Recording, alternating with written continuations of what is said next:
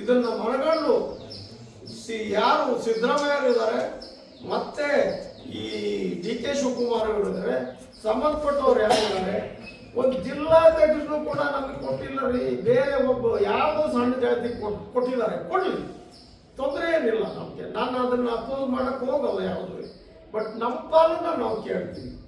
ಅದರಿಂದ ಕಾಂಗ್ರೆಸ್ ಅಂದರೆ ಇದು ಒಂದು ವಿಶಾಲವಾದಂಥ ಒಂದು ಪ್ರದೇಶ ಇದ್ದಾಗೆ ಎಲ್ಲ ಜನಾಂಗವನ್ನು ಸೇರಿ what is thinking of congregation ಎಲ್ಲ ಒಕ್ಕೂಟದಿಂದ ನಾವು ಕೆಲಸ ಮಾಡ್ತಾ ಇದ್ದೀವಿ. ಅದರಿಂದ ನಾವು ಸ್ಪಷ್ಟವಾಗಿ ಸಿದ್ದರಾಮಯ್ಯನವ್ರಿಗೆ, ಡಿ ಕೆ ಶಿವಕುಮಾರ್ಗೆ ಏನು ಹೇಳಲಿಕ್ಕೆ ಮನವರಿಕೆ ಮಾಡಲಿಕ್ಕೆ ಇಷ್ಟಪಡ್ತೀನಿ ಅಂದರೆ, ದಯವಿಟ್ಟು ಇನ್ನು 2 ವರ್ಷ ಈ ಸರ್ಕಾರ ಇರೋದು, ಅಷ್ಟರೊಳಗಡೆ ಇವರು ಎಲ್ಲ ಸರಿನೂ ಕೂಡ ಬೇರೆ ಬೇರೆ ಜಿಲ್ಲೆಯವ್ರನ್ನ ಕರ್ಕೊಂಡ್ಬಂದ್ಬಿಟ್ಟು, ಬೇರೆ ಬೇರೆ ಸ್ಟೇಟಿಂದ ಕರ್ಕೊಂಡ್ಬಂದ್ಬಿಟ್ಟು ರಿಸರ್ವೇಷನ್ ಕಾನ್ಸ್ಟಿಟ್ಯೂನ್ಸಿಗೆ MLA ಕ್ಯಾಂಡಿಡೇಟ್ನ ಹಾಕ್ತಾರೆ. ಇದು ಯಾವ ನ್ಯಾಯ? ಇದನ್ನ ನಾವು ಸಾಮಾಜಿಕ ನ್ಯಾಯ ಅಂತ ಕರೆಯೋಕ್ಕಾಗುತ್ತಾ? ನೋ, ಇದನ್ನ ನಾವು ಸಾಮಾಜಿಕ ನ್ಯಾಯ ಅಂತ ಕರೆಯೋಕ್ಕಾಗಲ್ಲ.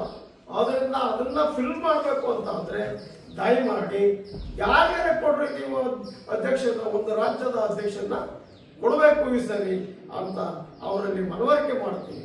ಅದ್ರ ಜೊತೆಗೆ ನಾವು ಕಾಂಗ್ರೆಸ್ ಆಫೀಸಲ್ಲಿ 35 ವರ್ಷದಿಂದ ಕಸ ಗುಡಿಸಿದ್ದೀವಿ. ನಾವು ಶಿವರಾಮ್ ಭಾಳ ಹಿರಿಯವರಿದ್ದಾರೆ, ಸಣ್ಣ ಸ್ವಾಮಿ ಇವರೆಲ್ಲ ಮಾಡಿದ್ದಾರೆ. ಸಣ್ಣ ಸ್ವಾಮಿ ಅನ್ನೋ ವಿಷಯಕ್ಕೆ ನನಗೊಂದು ಜ್ಞಾಪಕ ಆಯಿತು. ಮೊನ್ನೆ ನಾನು ಇರಲಿಲ್ಲ, ನಾನು ಡೆಲ್ಲಿಗೆ ಹೋಗಿದ್ದೆ, ಗಲಾಟೆ ಆಗಿದೆ ಅಲ್ಲಿ ಸಕಲೇಶ್ಪುರದಲ್ಲಿ. ಅವರು is a senior Congress man.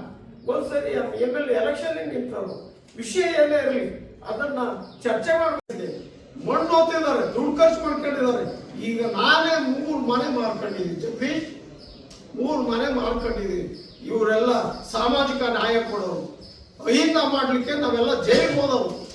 ಅದರಿಂದ ನಾನು ಸ್ಪಷ್ಟವಾಗಿ ಹೇಳ್ತೀನಿ, ಕಠಿಣವಾಗಿ ಹೇಳ್ತೀನಿ, ಇದನ್ನು ಪತ್ತೆ ಹಚ್ಚಿ ಯಾರಿಗಾದರೂ ಕೂಡ ದಲಿತರಿಗೆ ಒಂದು ಅವಕಾಶವನ್ನು ಮಾಡಿಕೊಡ್ಬೇಕು ಅಂತ ಹೇಳಿ ಸಣ್ಣ ಸಾವಿನ ಆ ರೀತಿ ಪೊಲೀಸ್ನವರು ನಡ್ಕೊಂಡಿರೋದಕ್ಕೆ ಏನು ಕಾರಣ ಅಂತಲೂ ಕೂಡ ಗೊತ್ತು. ನಾನು ಯಾರು ಪರಮೇಶ್ ಅವರು ಇದ್ದಾರೆ ಅವ್ರ ಹತ್ರ ಎಲ್ಲ ಮಾತಾಡಿದ್ದೀನಿ, ನಾನು ಇನ್ನೂ ಕೂಡ ಮಾತಾಡ್ತೀನಿ. ಅದರಿಂದ ಸಣ್ಣ ಸ್ವಾಮಿ ಅವರಿಗೆ ಅವರು ಒಬ್ಬರು